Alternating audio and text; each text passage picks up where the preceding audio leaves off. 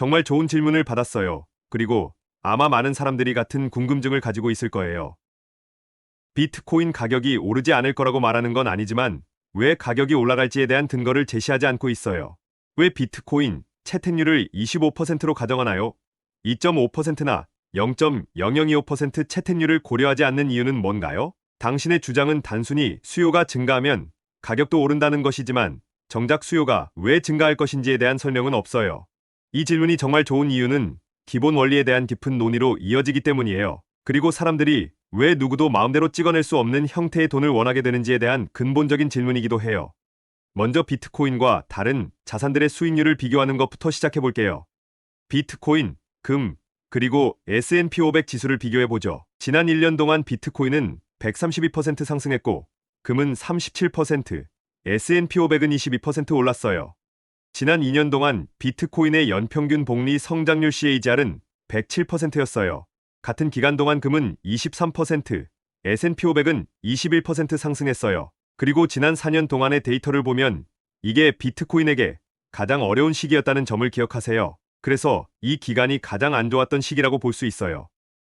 비트코인은 28%, 금은 연평균 11%, S&P 500은 연평균 12%의 수익률을 기록했어요. 제가 이 숫자들을 보여드리는 이유는 여러분이 투자자의 관점에서 생각해 보기를 원하기 때문이에요. 즉, 미래를 대비해서 돈을 모으려는 사람들의 입장에서요. 여기 웰스 파고에서 제공한 좋은 답변이 있는데요. 왜 투자가 중요한가? 투자는 당신의 돈을 효과적으로 활용하고 부를 쌓을 수 있는 방법이 될 수 있습니다. 현명한 투자는 인플레이션을 초과하는 수익을 창출하고 자산 가치를 증가시킬 수 있습니다. 투자의 높은 성장 가능성은 주로 복리 효과와 위험 수익 관계에 의해 결정됩니다. 그리고 투자가 중요한 또 다른 이유는 달러의 구매력이 지속적으로 감소하고 있기 때문이에요. 여기 미국 도시 평균 소비자 달러의 구매력 변화를 보여주는 자료가 있어요.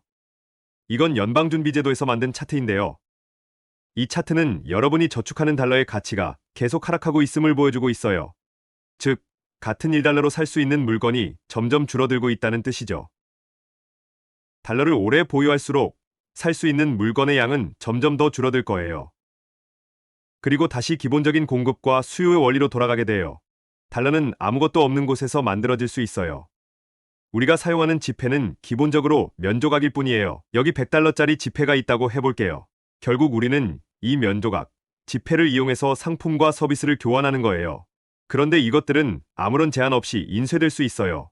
정부는 지폐를 찍어낼 수 있는 인쇄기가 있고, 그리고 단순히 데이터베이스에 숫자를 추가하는 방식으로 더 많은 달러를 만들어낼 수도 있어요.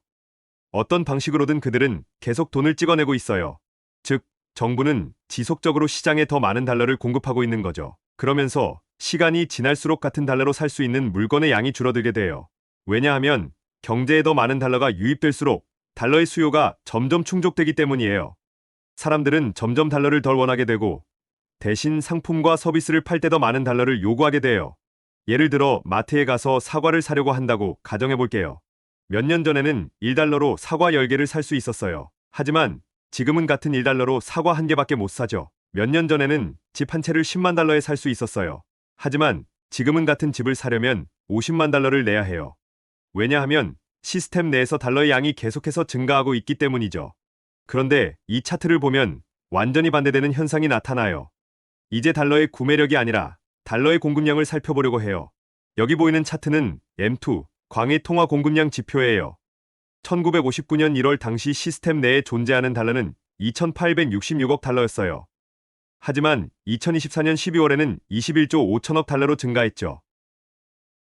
즉, 연평균 약 8%씩 증가한 거예요. 그리고 이제 자산들의 수익률을 보여줬던 차트를 다시 볼게요. 만약 시중의 달러 공급량이 매년 8%씩 증가한다면 금의 연평균 수익률은 13%, 12%, 11% 수준이에요. 하지만 지난 4년 동안은 겨우 11% 수익을 냈죠. 즉, 주식에 투자하면 달러 공급 증가율보다 약 3% 더 많은 수익을 낼 수 있어요. 지난 4년 동안 주식 투자로 달러 공급 증가율보다 약 4% 더 많은 수익을 올렸어요. 즉, 인플레이션을 아주 근소하게 앞서고 있을 뿐이에요. 금과 S&P 500은 40년 후 은퇴를 위한 투자 방법이에요. 만약 40년 후에 은퇴하고 싶다면 금과 S&P 500을 사세요. 그게 여러분이 원하는 거라면 그렇게 하시면 돼요. 만약 은퇴할 때까지 계속 기다리고 싶고, 여유로운 삶을 살 수 있을 때까지 참고 싶고, 하기 싫은 일을 평생 참고하며 돈 문제로 고생하면서 번 돈을 아껴 쓰고 싶다면 그럼 계속 금과 S&P 500에 투자하고 달러를 보유하세요. 하지만 만약 조기 은퇴를 원하고 지금 우리가 살고 있는 금융 시스템이 쥐경주, rat 레이스에서 벗어나고 싶다면 비트코인을 사야 합니다. 수익률을 보면 지난 기간 중 가장 낮았던 수익률을 확인할 수 있어요. 지난 15년 동안의 연평균 복리 성장률 CAGR 중 가장 낮았던 시기는 4년 전이었어요. 그럼에도 그 기간 동안 비트코인은 연평균 28% 상승했죠. 저는 이 가격 움직임이 비트코인의 본질적인 가치에 따른 후행 효과에 가깝다고 봐요.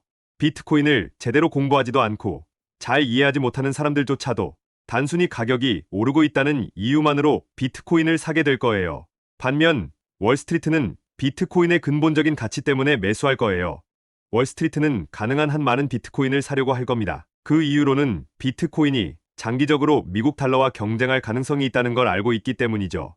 비트코인은 공급량이 한정되어 있기 때문에 결국 화폐로서 기능하게 될 거라는 걸 그들은 이해하고 있어요. 현재 비트코인은 가치 저장 단계에 있는데요. 비트코인을 아는 사람이 많아질수록 더 많은 사람들이 보유하고 싶어 할 거예요. 그리고 이 엄청난 수익률의 기회를 놓치고 싶지 않아 할 거고요. 결국 이런 높은 수익률을 기대하는 사람들은 비트코인을 상품이나 서비스와 교환하는 단계로 넘어가게 될 겁니다. 예를 들어 비트코인으로 식료품을 구매할 수도 있고 비트코인을 주택 구매에 사용할 수도 있어요. 가구, 자동차 혹은 그들이 원하는 모든 것과 교환할 수도 있겠죠. 어느 시점이 되면 사람들이 비트코인을 사용해서 실제 상품과 서비스를 구매하는 일이 자연스러워질 거예요.